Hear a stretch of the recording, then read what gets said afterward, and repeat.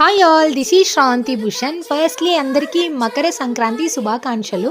మరి మా సంక్రాంతి సెలబ్రేషన్స్ ఎలా ఉన్నాయో చూసేయండి. సంక్రాంతి అంటే ఫస్ట్ ముగ్గులు, గొబ్బిళ్ళు, కోడిపందాలు ఇలా ఒక్కొక్క చోట ఒక్కోలా ఉంటాయి సెలబ్రేషన్స్. ఏ ఫెస్టివల్ అయినా నా ఫేవరెట్ టైమింగ్ ఏంటంటే లంచ్ టైము. అదేంటో ఫెస్టివల్ రోజు మన ఇంట్లో ఏం చేసినా అలా కుదిరిపోతుంటాయి.